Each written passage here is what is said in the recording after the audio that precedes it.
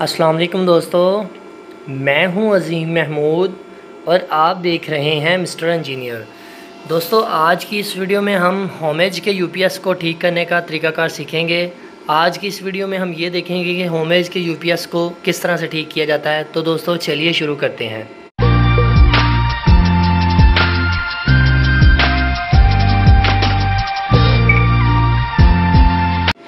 जी तो दोस्तों, आज की इस वीडियो में हम ये देखेंगे कि हम यूपीएस को किस तरह से मरम्मत कर सकते हैं। हमारा ये यूपीएस है, जब मैं आज काम से वापस घर आया तो देखा तो ये बैकअप मोड के ऊपर था।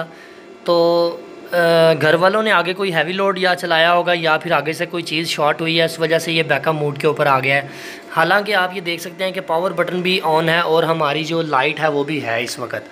तो आज की इस वीडियो में देखते हैं कि इसे क्या मसला हो सकता है। ये कॉमन फॉल्ट होते हैं जो मैं आप लोगों को बताने वाला हूँ आज। ये कॉमन फॉल्ट होता है, तकरीबन 50% आपके यूपीएस में यही फॉल्ट आता है। तो आज थोड़ी सी डिटेल के साथ बाकी फ़ॉल्ट्स की भी बात करेंगे, मगर आज जो कॉमन फॉल्ट है इसकी बात करेंगे। तो सबसे पहले हम इसे देख लेते हैं कि क्या मसला है। सबसे पहला जो मसला है, आपने इसकी पावर केबल को चेक करना है। कई दफ़ा ऐसा हो जाता है कि आपकी पावर केबल जो है वो ख़राब हो जाती है, आगे से अगर शॉर्टेज हो। तो सबसे पहले मैं इसे मोबाइल को हैंडल के ऊपर लगा लेता हूँ, फिर इस केबल को टेस्ट करते हैं इसमें वोल्टेज आ रहे हैं कि नहीं। जी तो दोस्तों, सबसे पहले मैं अपने यूपीएस को ऑफ़ कर लेता हूँ ताकि ये थोड़ा सा जो शोर है ये ख़त्म हो जाए।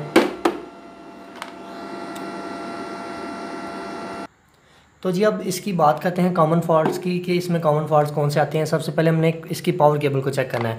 तो इसके लिए आपके पास एनालॉग मल्टीमीटर या फिर आपके पास डिजिटल मल्टीमीटर होना बहुत ज़रूरी है, क्योंकि इसके साथ हमने इसकी टेस्टिंग करनी है। सबसे पहला जो आपका ये स्टेप होगा इसकी पावर केबल को चेक करने के लिए, आपने इसकी आपको रीडिंग के ऊपर वोल्ट नज़र आ रहा है, आपने अपने डिजिटल क्लैंप ऑन मल्टीमीटर या कोई भी एनालॉग या डिजिटल मल्टीमीटर को अपने वोल्टेज की रेंज के ऊपर सेलेक्ट करना है।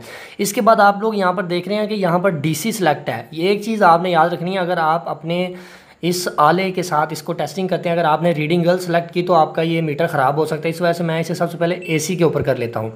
ठीक है, अब ये एसी के ऊपर आ गया है। एसी वोल्टेज हमने चेक करनी है। तो मैं ज़रा इसे ऐसे सामने रख देता हूँ। तो इसकी वोल्टेज अब चेक करते हैं कि पावर आ रही है कि नहीं। तो जी यहाँ पर मैं आप लोगों को एक बात बताता चलूँ, ये ज़रूरी नहीं है कि आपके पास डिजिटल मल्टीमीटर होना चाहिए। एनालॉग मल्टीमीटर से भी आप जस्ट टेस्टिंग कर सकते हैं। अब मैं इसकी जो दोनों प्रोड्स हैं इसको पावर केबल के अंदर डालने लगा हूँ। पावर केबल को चेक करने का तरीकाकार यही है, आपने वोल्टेज के ऊपर उसको सेलेक्ट कर लेना है, एसी वोल्टेज के ऊपर, क्योंकि आपके घर पर एसी वोल्टेज आ रहे हैं। आप ये देख सकते हैं कि इस वक्त हमारे वापडा के 228 वोल्ट इस वक्त आ रहे हैं। इसका मतलब ये हुआ कि हमारी जो ये पावर केबल है ये बिल्कुल ठीक है। तो अब मसला यूपीएस में है। जैसे मैं इसे लगाता हूँ यूपीएस ऑन भी नहीं हो रहा और ये फॉल्ट भी है, वो क्लियर भी करना है। तो इसके लिए अब इसका जो दूसरा स्टेप है वो ये होता है कि आपके पास कोई भी यूपीएस हो उसमें फ्यूज़ के ऑप्शंस होते हैं। जैसा कि मैं इससे पहले भी वीडियो बना चुका हूँ फ्यूज़ के बारे में, आप लोग उसे भी देख लीजिएगा। तो हर इलेक्ट्रॉनिक्स की प्रोडक्ट में फ्यूज़ का एक ऑप्शन होता है। अगर आप यहाँ पर देखेंगे तो आपको मैं ज़रा दिखाने की कोशिश करता हूँ। यहाँ पर फ्यूज़ का ऑप्शन आपको नज़र आएगा। ये देखें, यहाँ पर ये फ्यूज़ का एक ऑप्शन बना हुआ है। तो ये असल में एक इसका होल्डर है, यहाँ पर एक फ्यूज़ होता है। तो आपने अपने टेस्टर की मदद से इसको ऐसे अंदर डालना है और थोड़ा सा ऐसे ऊपर उठाना है। तो ये आपकी जो फ्यूज़ वाली हब है ये बाहर की तरफ आ जाएगी। तो आपने इसको ऐसे बाहर निकाल लेना है। अब ये देखें, इसमें एक फ्यूज़ लगा हुआ है। अब दूसरा जो स्टेप है, हम इस फ्यूज़ को चेक करेंगे, आया इस फ्यूज़ में मसला तो नहीं है। तो इसे चेक करते हैं। जी तो फ्यूज़ को टेस्ट करने के लिए अब आपको इसकी मीटर की सिलेक्शन जो है चेंज करनी पड़ेगी। पहले वोल्टेज के ऊपर था, हमने वोल्टेज चेक किया। अब हमने फ्यूज़ चेक करना है तो हम इसके ओहम के ऊपर इसको सेलेक्ट करेंगे। जैसे ही मैं इसको ओहम, चाहे ओहम के ऊपर रखकर चेक कर लें, चाहे आप कंटिन्यूटी के ऊपर रखकर चेक करें। सबसे पहले ओहम के ऊपर आप रखकर चेक करने का तरीका अगर मैं आप लोगों को बता देता हूँ। आपने दोनों प्रोड्स इधर लगानी है। ये देखें, आपको कोई रीडिंग नहीं मिल रही, तो इसका मतलब ये हुआ कि इस फ्यूज़ में कोई मसला है। तो अगर कंटिन्यूटी के ऊपर चेक करना है तो मैं कंटिन्यूटी के ऊपर सेलेक्ट करता हूँ। ये आपको इधर डायोड का निशान नज़र आ रहा है। सबसे पहले आपने इसको चेंज कर देना है कंटिन्यूटी के ऊपर। कंटिन्यूटी के ऊपर लगाने के बाद आप जैसे इन दोनों प्रोड्स को लगाएंगे तो आपको बीप की आवाज़ आएगी। आ रही है ना आपको? ठीक है। तो अब मैं इस फ्यूज़ को चेक करता हूँ इसके साथ। तो एक प्रॉब आपने इधर लगानी है, एक प्रॉब इधर लगानी। सॉरी, मैं बार बार प्रॉड कहता हूँ, असल में लफ्ज़ प्रॉब है, सॉरी। चले, ये आप देख सकते हैं यहाँ पर कोई कंटिन्यूटी नहीं हमें मिल रही। जैसे ही मैं इस फ्यूज़ के साथ इसे लगाता हूँ हमें कोई कंटिन्यूटी नहीं मिल रही। तो इसका मतलब ये हुआ हमारा ये फ्यूज़ ख़राब है। आप इसे डिजिटल मल्टीमीटर के अलावा एनालॉग मल्टीमीटर के साथ भी टेस्ट कर सकते हैं। अगर वहाँ पर भी आपको रीडिंग नहीं मिलती तो आपका ये फ्यूज़ ख़राब है। असल में ये फ्यूज़ जो होता है वो 3.15 एम्पीयर को सपोर्ट करता है। जैसे ही आपका आगे कोई शॉर्ट सर्किट होता है तो या तो आपका यूपीएस ख़राब हो जाता है, या सबसे पहला ऑप्शन फ्यूज़ का होता है, फ्यूज़ ख़राब होता है, उसके बाद आपका यूपीएस ख़राब होता है। अगर फ्यूज़ ख़राब ना हो तो यूपीएस ख़राब होता है। इस वजह से आपने कोशिश करनी है कि कम वैल्यू का फ्यूज़ लगाना है ताकि आपका यूपीएस जल्दी ख़राब ना हो। तो अब इस फ्यूज़ की जगह पर मैं ऐसे का ही एक और नया फ्यूज़ डालूँगा। आप लोग ये देख सकते हैं मेरे हाथ में इसमें इस वक्त कितने ज़्यादा फ्यूज़ हैं। तो अब यहाँ पर बात यह है कि मुझे फ्यूज़ डालने से पहले इन फ्यूज़ में से भी एक फ्यूज़ को टेस्ट करना है। ये मार्केट से अगर इसकी प्राइस की बात करें, आपको मार्केट से सिर्फ 10 रुपये का ये फ्यूज़ मिल जाता है। तो इसके बाद मैं आप लोगों को एक और बात बताता हूँ। पहले हम इस फ्यूज़ को टेस्ट कर लें तो फिर इसे देखते हैं। तो जैसे ही मैं इस फ्यूज़ को लगाता हूँ, ये देखें आपको बीप की आवाज़ सुनाई दे रही है, इसका मतलब ये हुआ कि आपका ये वाला फ्यूज़ ठीक है। अब यहाँ पर जो मैं आपको बात बताने वाला हूँ वो ये है कि आप ये देख सकते हैं इसके ऊपर एक एक्स्ट्रा सॉकेट होती है। इसका मतलब ये है कि अगर आप इसमें एक एक्स्ट्रा से फ्यूज़ डाल सकते हैं। ये होमेज में ये ऑप्शन है, मैं दूसरे में कभी देखा नहीं है, मगर हमारे होमेज के यूपीएस में ये ऑप्शन होता है कि आपका एक ही फ्यूज़ काम करेगा, मगर ऊपर उसका एक बॉक्स बना हुआ है ताकि अगर कल को फ्यूज़ ख़राब हो तो आपको नया फ्यूज़ लाना ना पड़े।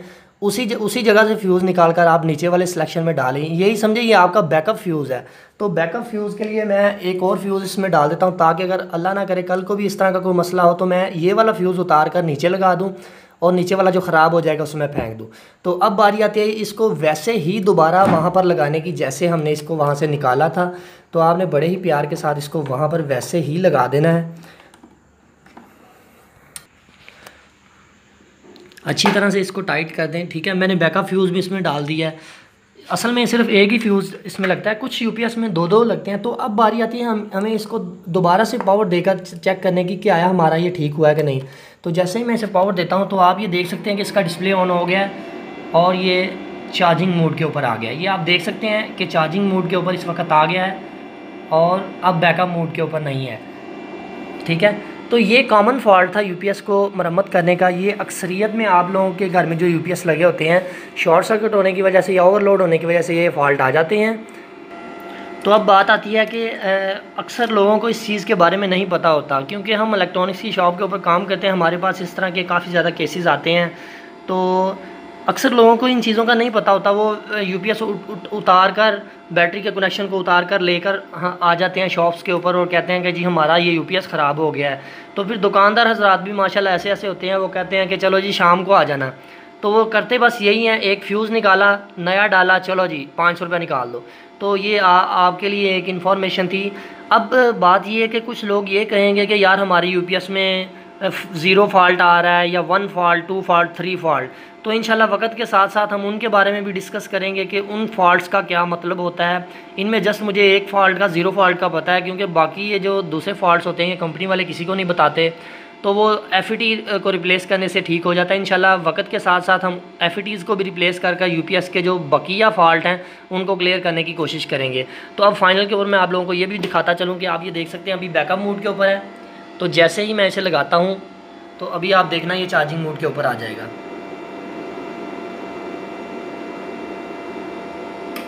ठीक है।